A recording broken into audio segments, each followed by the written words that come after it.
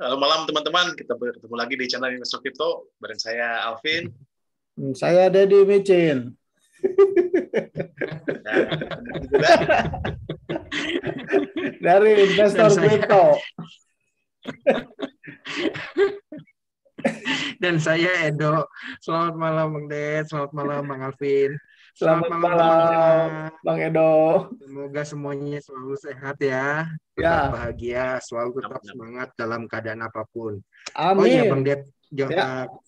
kita mau nyampein ini juga ya, salam buat teman-teman yang lagi ada musibah di Semeru ya, kita dari grup ini kita mengucapkan prihatin ya, ikut prihatin. Semoga semuanya selalu dilindungi dan dikuatkan dalam menghadapi badai ini. Ya, tetap kuat, tetap semangat, tetap percaya. Semoga keadaannya bisa balik seperti semula ya. Buat teman-teman di area Gunung Semeru ya. Ya. Tetap semangat, tetap percaya, tetap kuat. Ya. Nah ini ada Bang Edo malam ini. Mau bahas apa Bang? Oh iya, ini tuh banyak teman-teman ya nanya nih Bang Alvin, Bang Ded. Ya. Ini kok pada merah ini semuanya, Bitcoinnya tiba-tiba jeblok, ini kenapa? Sebenarnya kan kemarin saya juga udah bahas sedikit nih yang kemarin yang mengenai keadaan makroekonomi. Cuman ada satu topik yang belum diperdalam, yaitu mengenai krisis rantai pasok. Nah ini saya coba perdalam dikit lah. Mudah-mudahan teman bisa dapat sedikit pencerahan juga lah gitu Bang Ded, Bang Alvin. Ya, benar Bang. Soalnya kemarin lumayan dalam ya, sampai pertama kali ambrol itu sekitar 23% ya minusnya. Gila juga ya. Bitcoin jadi koin micin itu. Iya kan, turun dalam waktu sesaat 23%. Itu koin micin itu. Itu gue baca di Hobi katanya kena sampai 28.000 deh. Apa? Itu. Bitmart yang kena hack, maksudnya yang kena hack kan? Enggak Bang, mungkin ada sell order yang gede banget sampai ada yang ada yang jaring di 28.000 kena. 28.000 ya, Pin? Berapa, Pin? Gile. Jaring gitu. Katanya sih gitu di Hobi. Iya, bisa nanti aja kita lihat. Tapi kalau lihat teknikalnya juga kalau sedikit. Kalau lihat cuma garis doang gitu. Iya, garis tipis itu. Bang Alvin, nanti Bang Ded kita lihat teknikalnya juga ya nanti dikit. Ini saya bahasnya sedikit aja lah yang rantai pasoknya ada. Ya, boleh. Silakan Bang. Silakan Bang, udah dikasih akses Bang. Oke, siap. Mana ya itunya, punya yang sebentar nyari ininya.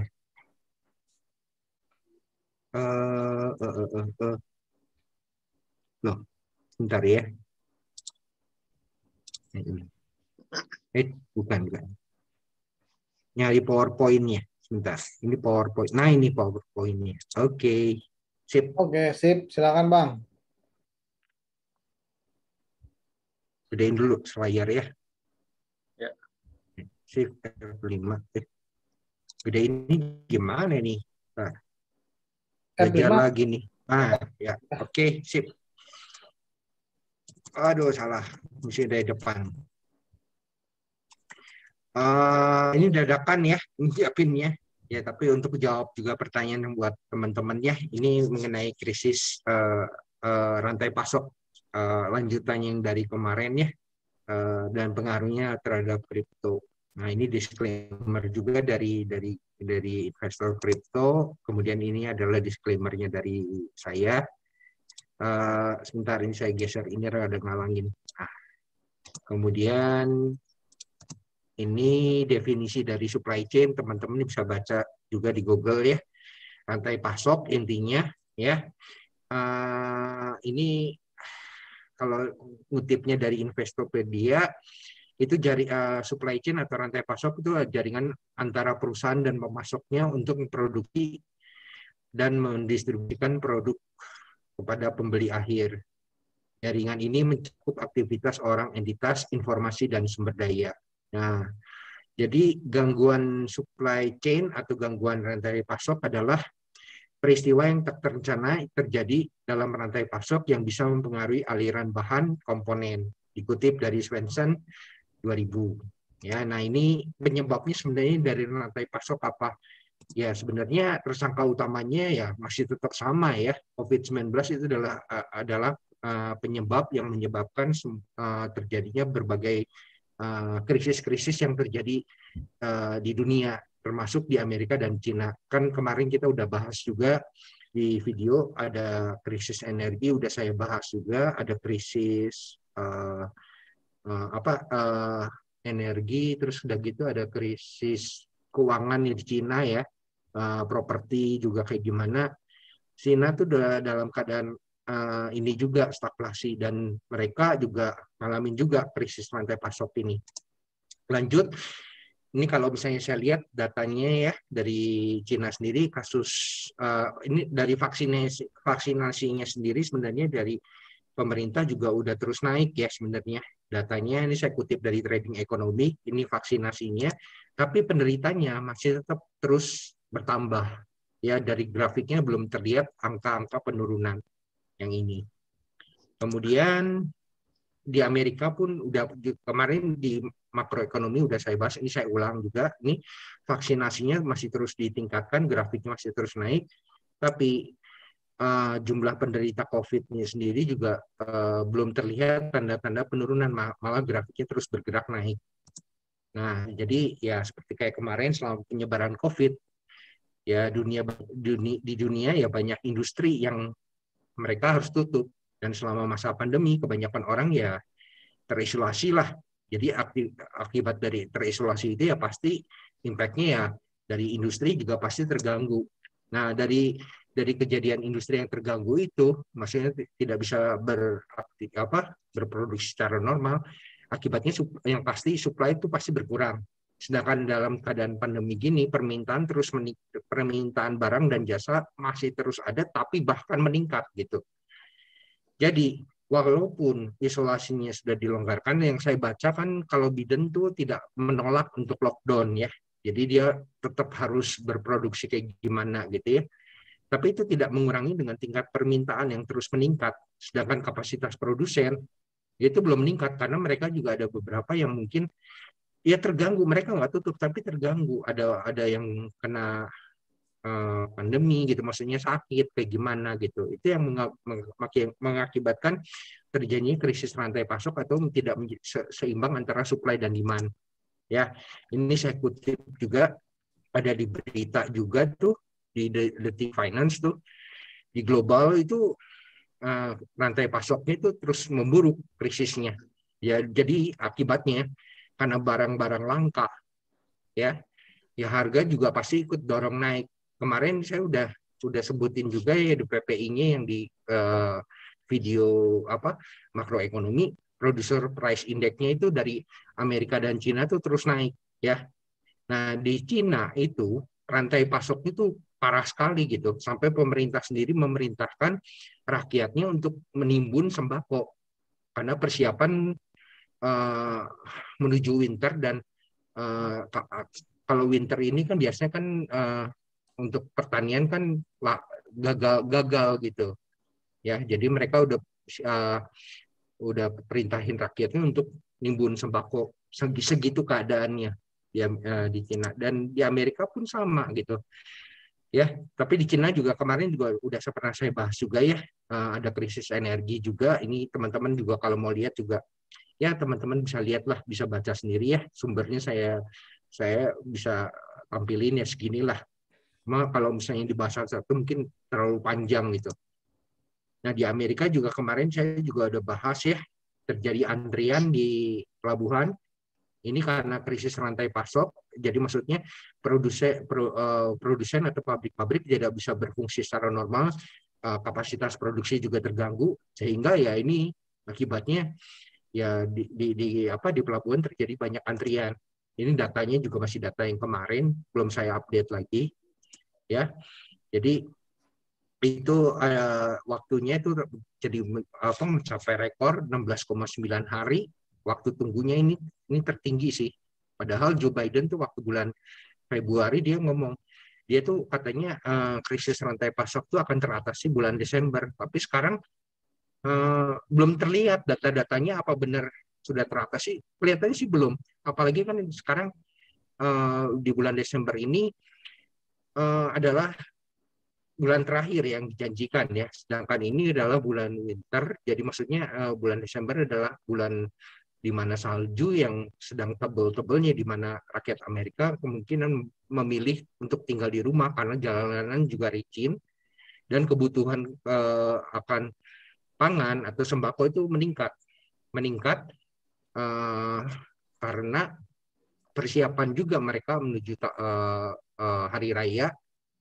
Tapi di sini ketahanan pangannya saya belum dapat update-nya dari Amerika tuh seberapa besar gitu. Tapi kelihatannya sih tidak memungkinkan ya. Jadi maksudnya keadaan pangannya itu krisis juga gitu. Cuma ya tidak diumbar ke publik dengan tujuan mungkin ya supaya tidak panik. Tapi kenyataannya kalau kita lihat baca di chartnya ini terlihat sebenarnya sudah panik dengan harga-harga saham berjatuhan, termasuk harga-harga kripto yang berjatuhan, karena orang pastinya mereka akan lebih memilih untuk menjual asetnya gitu ya, untuk memborong barang-barang yang mereka butuhkan ya. Bagi yang kaya sih mereka pasti nimbunnya banyak banget gitu ya, apalagi yang biasa-biasa aja gitu. Itu sangat wajar lah, karena orang-orang rata-rata takut dengan kelaparan gitu, apalagi di musim dingin ini. Jadi ya teman-teman ya mesti, kalau misalnya ditanya kenapa BTC anjlok ini, betul karena krisis ini, tapi ada juga penyebab lainnya adalah nanti tanggal 16 itu akan diumumkan suku bunga oleh The Fed. Untuk karena kan inflasinya di Amerika kan sedang tinggi-tingginya gitu, sudah bubble ini. Ya kalau tidak dilakukan ya susah juga. Inflasinya akan makin tidak terkendali sehubungan dengan keadaan market pasar yang barang-barang pangan sudah semakin tinggi, menggila. Tapi dilakukan dengan kebijakan suku bunga, maksudnya dinaikkan suku bunga, itu pun punya efek lain. Efek lainnya adalah kalau misalnya dilakukan kenaikan suku bunga, biasanya rata-rata industri itu biasanya tuh terpukul gitu dengan adanya suku bunga yang naik gitu. Otomatis mereka akan mengurangi jumlah pegawai, atau bukan mengurangi, sebenarnya melakukan efisiensi yang lebih ketat lagi. Yang saya pikirkan, yang dikhawatirkan tuh mungkin apakah dengan dampak penaikan suku bunga pada tanggal 16 Desember itu nanti, kalau misalnya dinaikkan gitu, apakah nanti industri pangan juga makin akan terpukul? Nah, itu kita nggak tahu. Tapi nanti next time saya usahain lah untuk bahas ya, nebak-nebak lah sebelum hari hanya suku bunganya itu. Nah ini ya keadaannya di Amerika, teman-teman bisa lihat ini segitu langkanya itu. Jadi maksudnya konsumen tuh udah ngelaporin banyak rak-rak toko kosong. Ya jadi makanya udah langka, harganya tinggi. Ya gimana gitu, pasti orang juga keadaannya cukup berat lah keadaannya. Apalagi ini masuk musim winter ya. Musim winter ini. Jadi maksudnya saljunya lagi tebal-tebalnya di Amerika ini sekarang. Nah, kemarin juga udah saya bahas juga, di dalam setiap krisis selalu ada peluang yang bisa kita gali. Ini kemarin juga saya udah bahas ya Bang Det ya. Nanti teman-teman kalau misalnya itu bisa ditonton lagi video sebelumnya.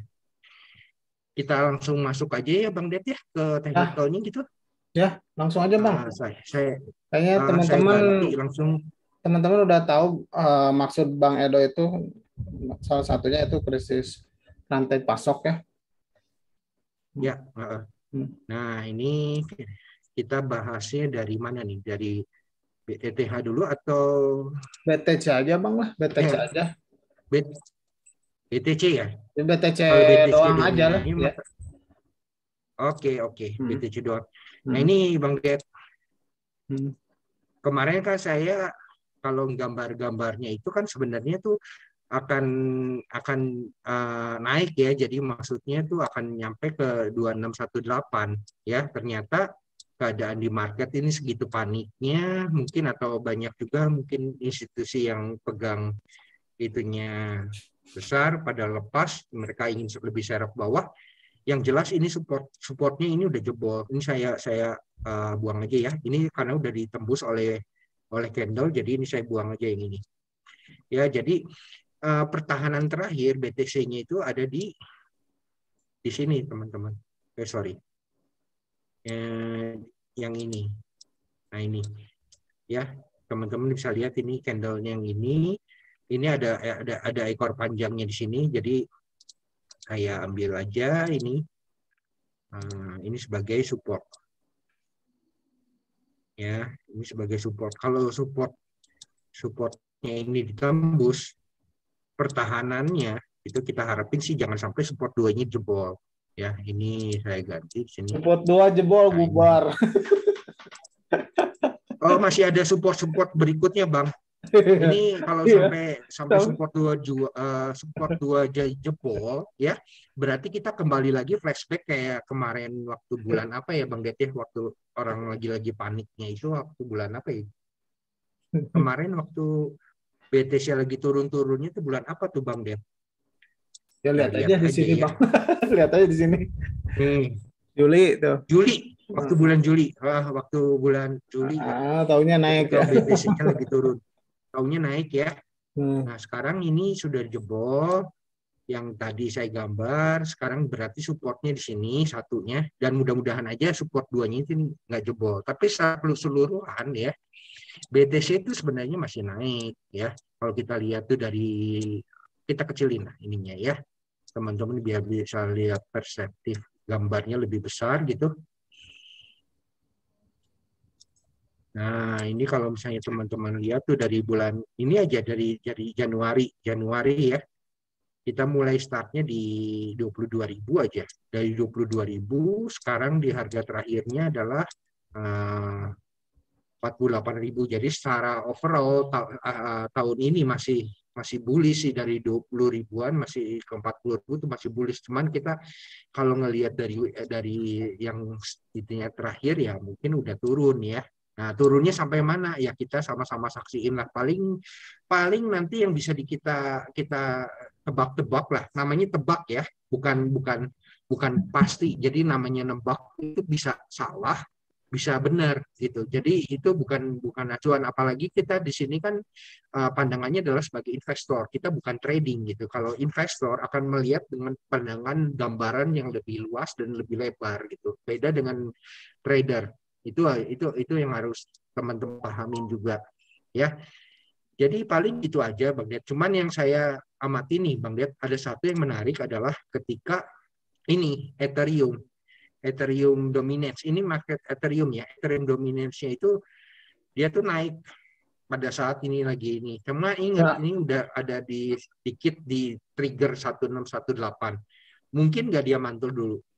Mantul bisa ke bawah ya, tapi secara overall kalau kita lihat di sini dia masih naik ya. Ini chartnya dari ETH-nya sendiri nih.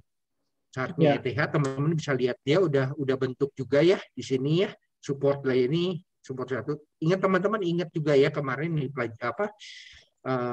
saya kan pernah juga bahas upload mengenai candle ya. Teman-teman bisa lihat lagi videonya yang candle. Biasanya kalau misalnya ada garis panjang kayak gini ke bawah kayak gitu, maksudnya ekor gitu, ekor panjang ke bawah atau ekor panjang ke atas gitu ya, biasanya akan menarik harga mendekati situ dulu sebelum melanjutkan naik gitu. Jadi saya pikir kalau saya gambarin Ethereum gimana misalnya, Ethereum, nah pakai ini aja deh. Ethereum tuh kalau kata saya dia akan turun ya, kemudian dia akan naik ya. Naiknya di mana? Nah, ini misalnya di daerah sini. Nah, terus kemudian ini kan ada ekor-ekor panjang, baru naik deh. Nah, nanti kalau di sini bisa tembus, ya dia akan naik lagi. Sampai kemana? Sampai sini. Itu. Itulah kurang lebih kalau tebak-tebakannya kayak gitulah. Nah, cuman jadi maksudnya kalau ini kesempatan seroknya di mana? Untuk teman-teman yang masih belum punya portonya di Ethereum, teman-teman bisa daerah sini lah ya di trigger 0786 ya. Ya mulai daerah sini teman-teman bisa serok, tapi jangan all in ya, averaging, sisain dana kalau seandainya ini bisa tembus gitu ya. Teman-teman siapin serok untuk daerah sini sama daerah sini. Itu aja sih paling itunya. Kita trader ya, kita bukan trader ya, kita investor ya. Jadi kalau investor itu selalu akan melihat dengan pandangan yang lebih panjang dan lebih luas. Jadi mungkin pandangan tiap-tiap orang mungkin bisa beda, nggak masalah sih. Saya nggak masalah sih. Orang bisa gambarinnya kayak gimana, teknikalnya nggak apa-apa.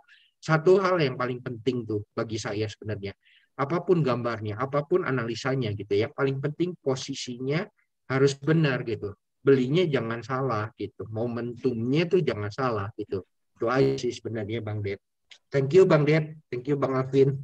Mudah-mudahan nggak panjangan nih. Oke, gimana Vin? Ada ini nggak Vin? Ada tanggapan nggak? Berarti sekarang masih boleh serok ya Bang Edo ya? Bisa Bang Alvin. Cuman ingat ya Bang Alvin ya seroknya jangan all in, sisain gitu. Karena kita ini marketnya lagi pekat nih merahnya nih. BTC-nya juga lagi merah ya. Jadi kita jangan terlalu takut juga. Ya. Tapi kita optimis pasti gitu ya. Tapi maksudnya jangan terlalu inilah ukur risikonya. Jangan terlalu risikonya ukur. Ya, teman-teman mesti pakai soalnya gini lah. Ya. Jangan gini, ntar serok, uangnya nggak ada. Bang Ded, Bang Alvin, ini ya, saya kasih bocoran aja ya. Apa tuh? Ini nanti tanggal 16 nih. Nih tanggal 16 nih. Kita lihat aja nih tanggal 16 ya. Dari sini aja dah. Nih tanggal 16. Aduh.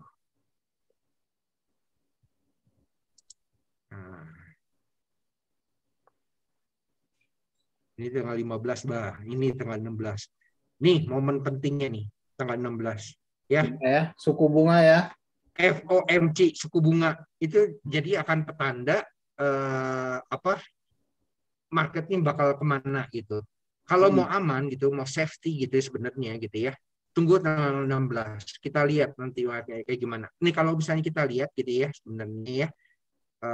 Aduh, saya nggak kelihatan ini. Ketutupan sama ini. Nah, FOMC gitu ya. Oh, belum ada bocorannya ya. Federal Funds Rate. Tapi kemungkinan kalau dilihat dari sini datanya sama ya. Tebakannya maksudnya ini kan prediksi ya. Prediksi itu belum angka rilis gitu ya. Bulan lalu kan 0,25% suku bunga. Nah, tebakannya ini ada di angka 0,25%. Berarti kalau misalnya lihat dari Forex Factory itu bakal kayaknya kebijakan suku bunganya tetap. Tapi nggak tahu juga sih. Soalnya nanti masalahnya sebelum suku bunga biasanya sehari sebelumnya itu ada meeting dulu. Meetingnya coba kita lihat. Jadwalnya Amerika kita lihat.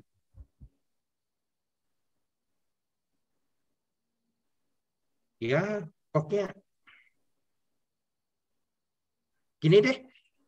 Nanti untuk FOMC kita buat sesi sendiri gitu, Bang Det ya. Saya persingkat aja gitu. Ya. Persingkat aja lah gitu. Biar lebih fokus. Jadi namanya.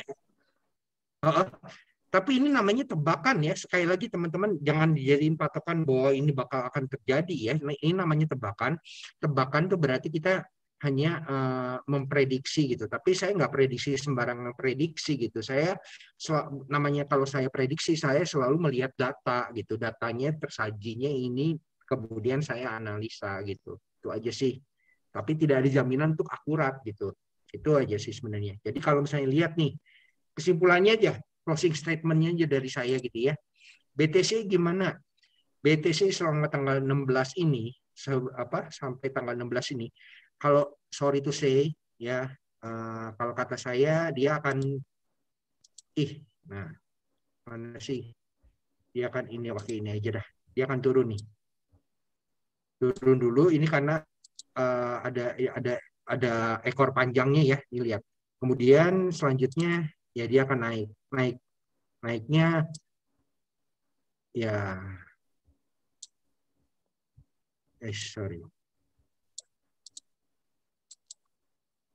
Naiknya dari sini ke sinilah. Nah ini karena ini daerah-daerah support resistennya di sini. Ya kalau udah situ bisa tembus nanti dia akan bolak-balik di sini, kemudian baru naik di 2618. Itu kalau saya masih patokan dari Elliott Wave. Kecuali Elliott Wave-nya ini akan patah kalau kayaknya dari sini tembus ya. Harga tembus dari sini gitu ya. Support 2 ceritanya support 2 dicebol gitu ya. Berarti ini batal. Yang analisanya saya Elliott Wave-nya itu batal gitu. Gak apa-apa sih, jangan takut kalau investor mah serok aja lagi gitu. BTC ETH tuh rekomen lah, gak akan scam kalau BTC ETH. Market cap-nya udah terlalu besar gitu. Kita bahas kapan-kapan ya Bang Det ya, mengenai ETH gitu ya. Gimana Bang Det? Iya, saya pengen ngebahas ini kalau ETH bisa mengalahkan market cap Bitcoin. Nah, itu pengen ngebahas itu. Gimana ceritanya boleh. Gitu. Gimana possibility-nya gitu. Itu perdebatan seru soalnya perdebatan seru di kalangan YouTuber bule-bule juga itu. Kalau beneran rame ya tuh nanti. Iya, bisa nggak tahu kayak gimana kan. Iya. Ya itu aja deh mungkin dari saya Bang Det, Bang Alvin. Thank you ya Bang Det, Bang Alvin. Semangat teman-teman. Ya, harus dong, jangan walaupun kita kan jangka panjang, bukan jangka pendek. Amin. Iya, jangan kalau jangka pendek mah biasa lah kayak gini mah. Oke, Bin. Closing statement, Bin. Thank you Bang Edo untuk analisanya malam ini. Ya. Thank you juga Bang Det, Mas Win. Ya, besok kita ketemu lagi ya teman-teman untuk pembelian koin selanjutnya. Terima kasih. Dadah.